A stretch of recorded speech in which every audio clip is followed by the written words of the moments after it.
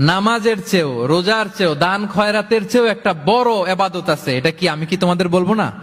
সাহাবারা তো অবাক, নামাজের চেয়েও বড় ইবাদত, রোজার চেয়েও বড়, দানের চেয়েও বড়। ক্বালু বালা ইয়া রাসূলুল্লাহ। সাহাবারা বললেন অবশ্যই হে নবী, হ্যাঁ আপনি বলেন সেটা কি? বিষ্ণু সাল্লাল্লাহু আলাইহি ওয়াসাল্লাম বললেন ইসলাহু যাতিল বাইন, বিবাদমান দুই গ্রুপকে মাঝখান দিয়ে যে মিলিয়ে দেয়া।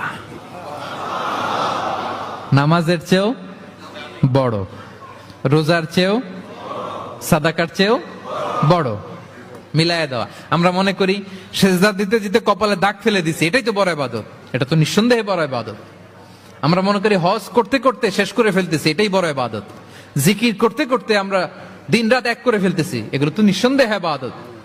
কিন্তু দুই ভাই বিবাদমান দুই গ্রুপের মধ্যে আপনি যদি মিলিয়ে দেন, এগুলো নফল রোজা, নফল দান, নফল সালাতের চেয়েও বেশি সওয়াবের কাজ। পড়েন সুবহানাল্লাহ।